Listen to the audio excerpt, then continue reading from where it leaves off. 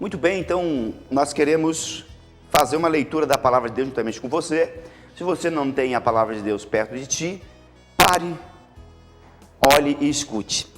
É aquela velha frase que nós temos, antes de um cruzamento de trem, nos trilhos de um cruzamento, lá está escrito, tem uma placa, pare, olhe e escute.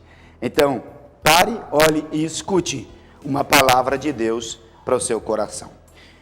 Vamos ler então Eclesiastes, capítulo de número 3, versículo de número 1. Eclesiastes, livro que escreveu Salomão, o sábio Salomão, o capítulo de número 3, versículo de número 1, que diz assim: Tudo tens o seu tempo determinado, e há tempo para todo o propósito debaixo do céu. Há tempo de nascer, tempo de morrer, tempo de plantar e tempo de arrancar o que se plantou, tempo de matar, tempo de curar, tempo de derribar, tempo de edificar, tempo de chorar, tempo de rir, tempo de prantear e tempo de saltar, tempo de espalhar pedras e tempo de ajuntar pedras, tempo de abraçar e tempo de afastar-se de abraçar, tempo de buscar e tempo de perder, tempo de guardar e tempo de deitar fora, tempo de rasgar, tempo de coser, tempo de estar calado, tempo de falar, tempo de amar, tempo de aborrecer, tempo de guerra e tempo de paz. Até aqui. Olha que lindo esse texto que nós lemos nesta oportunidade. O sábio Salomão, ele fala sobre tempo. E nós sabemos que tempo é o espaço, É um tempo, é um espaço que nós compreendemos dentro do nosso entendimento de tempo. Nós contamos com milésimos, segundos, minutos, hora, que aí vai se formando o tempo, vai se formando dentro do nosso entendimento, no cronos, que é o tempo que nós entendemos, do cronômetro, podemos ter um tempo determinado, marcado, estabelecido, para qualquer coisa que a gente for fazer. Por exemplo, essa programação tem um tempo para ser transmitida. Então, nós não vamos ficar aqui o dia inteiro, mas é um tempo, apenas um tempo, curto tempo. Então, este é o tempo que nós entendemos, o cronos, o tempo do homem. Agora, o tempo de Deus, aí já é outra coisa. O tempo de Deus é o kairos. Este é um termo que denota que o tempo de Deus é diferente do nosso tempo. O tempo de Deus é um tempo que não é contado por minutos, segundos, por hora. Até porque Deus, nós costumamos a dizer, e é o entendimento que nós temos através da palavra, que Deus é atemporal. Atemporal. E o que é Deus ser atemporal? Isso quer dizer que Ele está fora do cronos. Ele está fora desse tempo humano que a gente cronometra. Deus está fora, porque a Bíblia diz que Deus é eterno. Isaías diz que Deus é Pai da eternidade.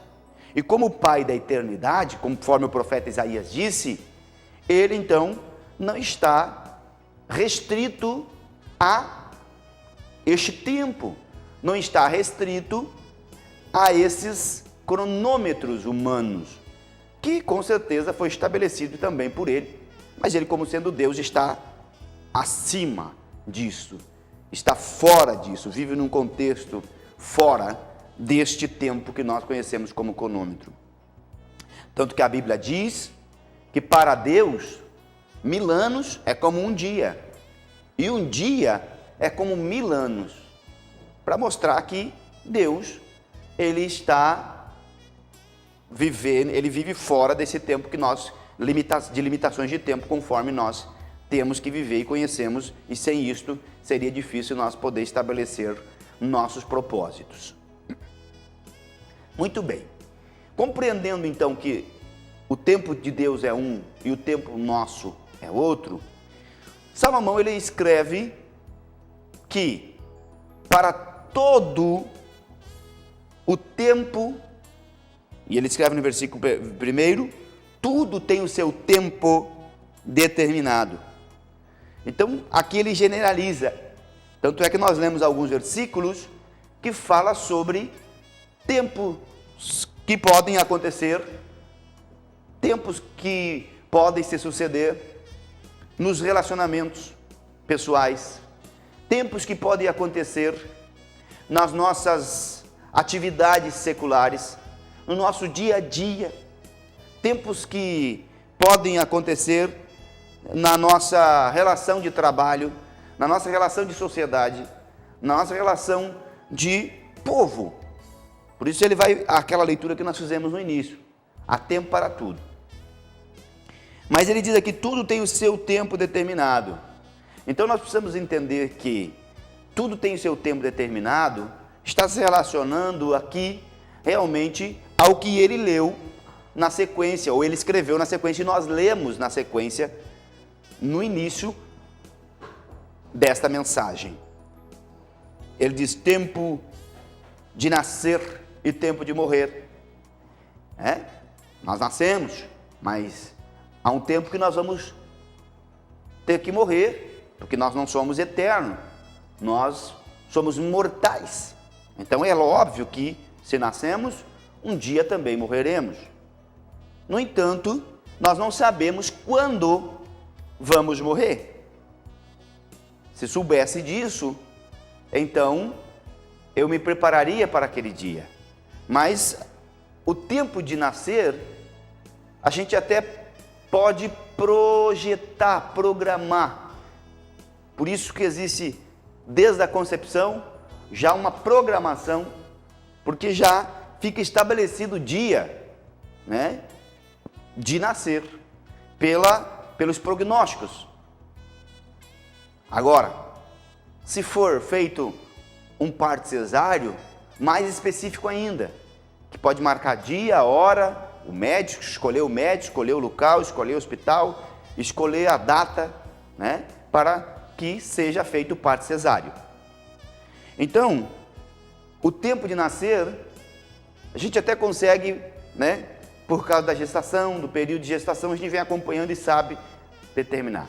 Mas o tempo de morrer já sai fora do nosso cronos, já sai fora do tempo nosso, já entra no tempo de Deus, que é um tempo que nós não conseguimos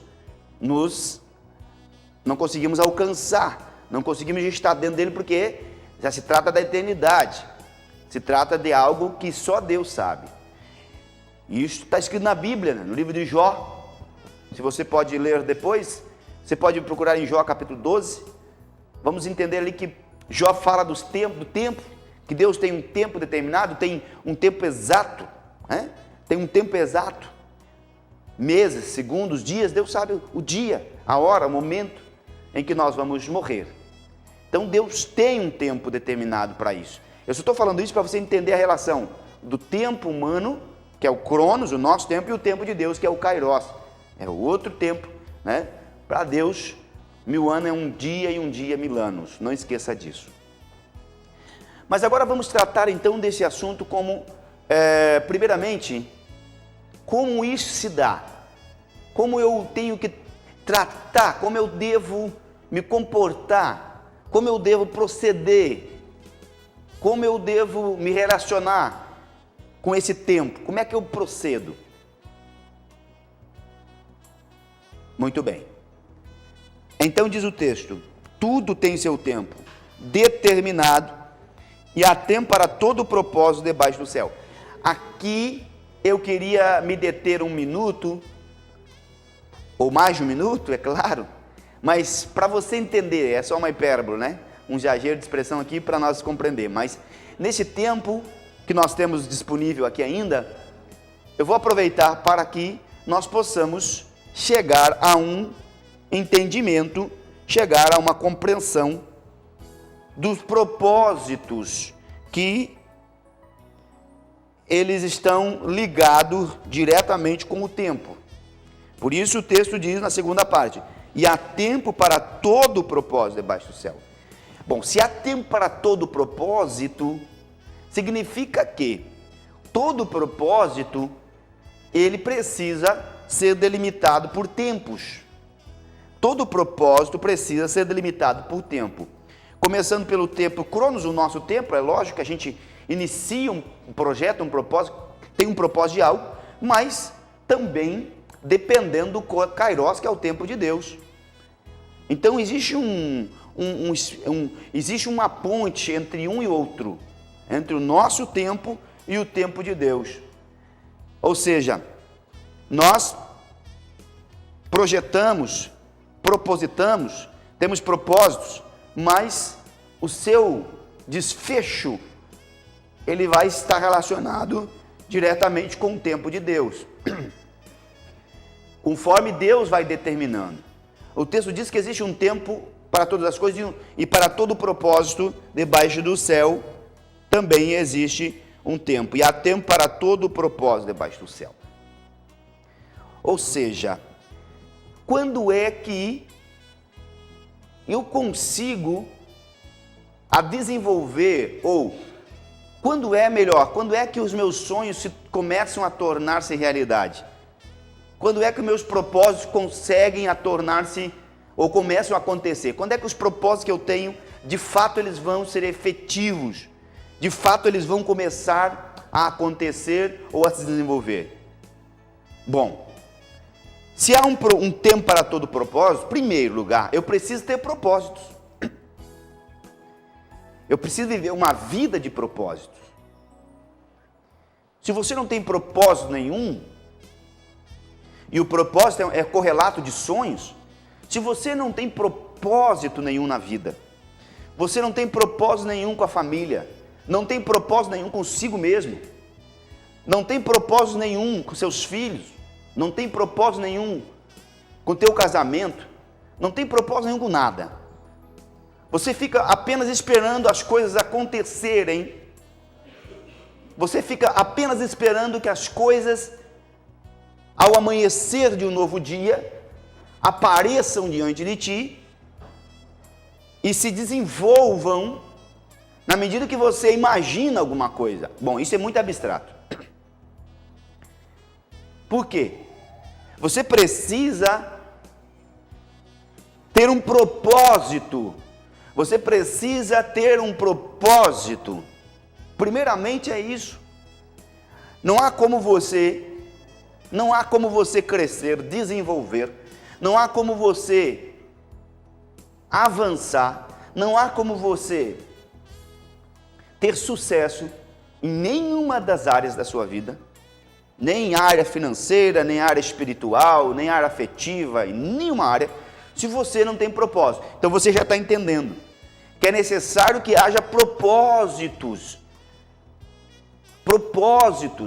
para que o tempo, este tempo que começa com o nosso tempo Cronos, né, que a gente escolhe, proposita alguma coisa, mas que o desfecho dele vai depender da vontade de Deus, é lógico, que é Deus que determina o tempo para todas as coisas. Então é necessário que haja um propósito. Eu sempre digo que o relógio de Deus, e aí você se pergunta, muitas vezes se questiona, quanto tempo vai durar isso? Quanto tempo vai durar essa situação? Por que não acaba? Outro dia alguém me escreveu e disse, pastor, eu já não sei mais o que fazer, não sei mais o que fazer, quanto tempo vai durar tudo isso? Olha, no relógio de Deus, os ponteiros, eles só começam a mexer-se, eles só começam a andar quando eu e você fizemos propósito. Ao contrário disso, os ponteiros ficam parados. Está entendendo? Os ponteiros ficam parados, não se mexem. Por qual razão? Porque você precisa ter um propósito. Diz o texto que há tempo para todo propósito. Se não há propósito, é óbvio que também não haverá um tempo determinado. Então, é bom que nós entendamos que é preciso haver um propósito para que também o tempo seja, ou para que seja contado. Precisa haver propósito para que o tempo seja delimitado por Deus, para que aconteça determinadas coisas na nossa vida. Então, muitas pessoas ficam esperando que a solução venha. Muitas pessoas esperam que a solução apareça. Muitas pessoas esperam amanhecer um dia com tudo 100% resolvido, mas não tomam atitude, não tomam um propósito, não fazem um propósito, não tomam uma decisão a respeito de nada, não tomam decisão, não fazem propósito a respeito de nada, fica ali esperando que as coisas aconteçam.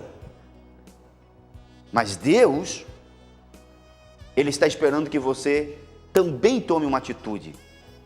Deus está esperando que você também tome uma atitude, faça um propósito, para que o tempo de Deus possa começar a contar para você. Tempo para todas as coisas. Olha, se nós pegarmos, por exemplo, algumas histórias bíblicas, nós vamos ver que as coisas aconteceram dentro de um tempo, a partir de um propósito. Aconteceram dentro de um tempo, a partir de um propósito. A vida de Moisés, por exemplo, um dos homens no Antigo Testamento, muito conhecido pela sua liderança, foi o homem pelo qual Deus estabeleceu os 10 mandamentos no Monte Sinai, passando para ele, e ele passando para o povo.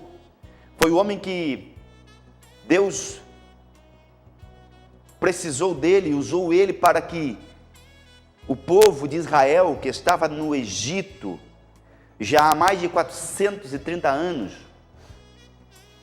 subjugado pela escravidão egípcia, Deus usou ele para que ele pudesse dilatar, encaminhar o povo de Deus em direção a Canaã, em direção à cidade de fartura, que manava leite e mel, conforme Deus diz, conforme a promessa de Deus.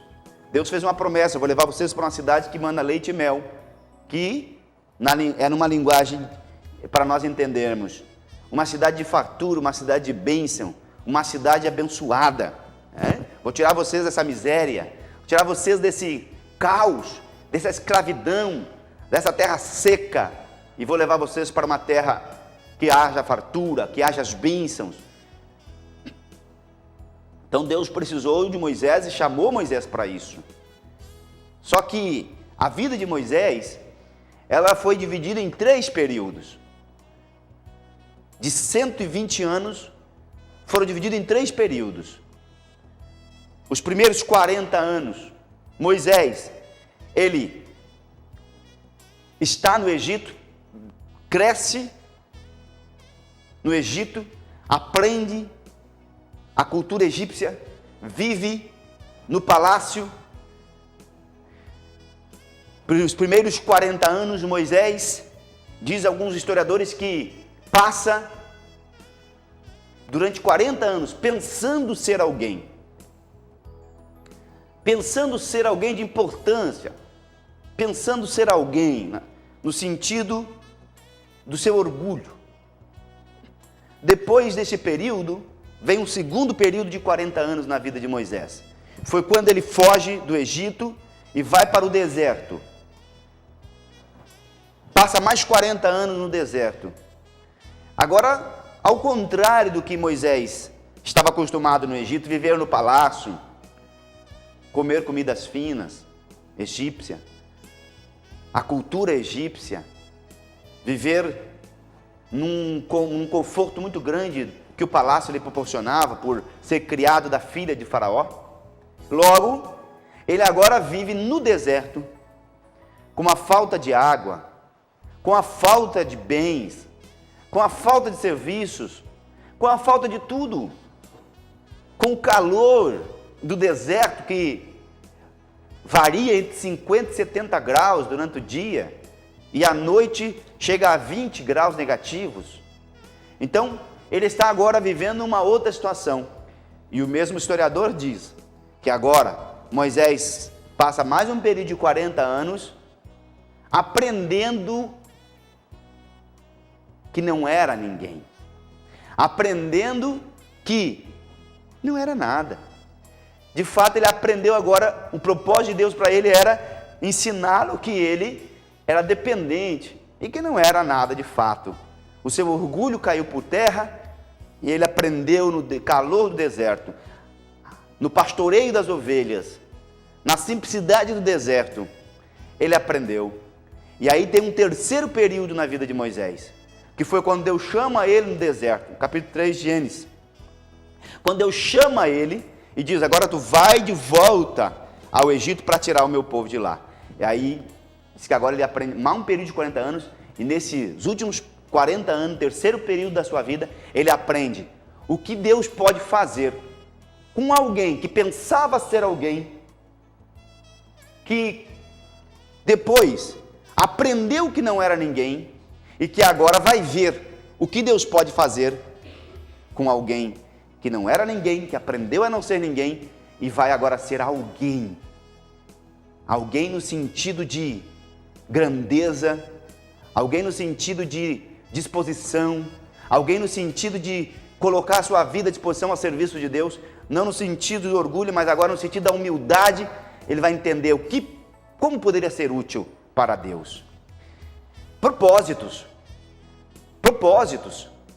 Então, Deus estabelece propósitos na nossa vida, tempos e propósitos, mas eu preciso tomar atitude. Enquanto Moisés não tomou uma atitude, dessas fases, Deus trabalhou com ele, enquanto ele não tomou a atitude de ir ao Egito, tirar o povo, aquele tempo não aconteceu. Mas Deus disse: agora eu preciso de ti, você vai tirar o povo e encaminhar pelo deserto até a cidade que mana leite e mel. Então, eu queria deixar essa palavra com você nesta oportunidade. Propósito, faça propósito da sua vida, não desanime, não baixe a sua cabeça, te levante, estabeleça propósito, não por você mesmo, entendamos, não por você mesmo, porque a autoajuda e a autossuficiência não é suficiente para que você se levante, mas o nosso socorro, diz a Bíblia, que vem do alto, e alto com L, alto, não com U, alto com U é a autoajuda de você mesmo não tem condição, mas a nossa ajuda vem do alto com L, vem do céu. Então, levante sua cabeça, olhe para Deus, diga: a Deus, a partir de hoje eu vou fazer um propósito contigo, eu vou tomar uma decisão na minha vida e as coisas vão mudar para você, ok? Nós vamos orar e abençoar a sua vida agora, em nome de Jesus. Nosso Deus e nosso Pai, no nome de Jesus, nós oramos por essa família, oramos, Senhor, por essa pessoa que nos ouve neste momento. A Tua palavra foi ministrada e lançada como semente. Eu te peço, Pai, produza na vida deste coração que abriu e recebeu essa palavra, e que ela frutifique para a glória do Teu nome, assim que haja propósito na vida dessa pessoa, e que essa pessoa possa entender os Teus propósitos também, Senhor, para que haja um crescimento, para que haja desenvolvimento e para que haja, Senhor Deus eterno, sucesso em todas as áreas da nossa vida e da vida dessa pessoa que nos ouve. É no nome de Jesus que nós oramos e abençoamos para a glória do Teu nome este lar, agora e para todos sempre. Em nome de Jesus, amém.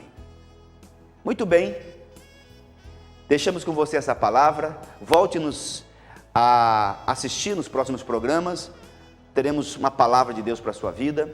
Que Deus te abençoe no nome bendito de Jesus Cristo. Tchau.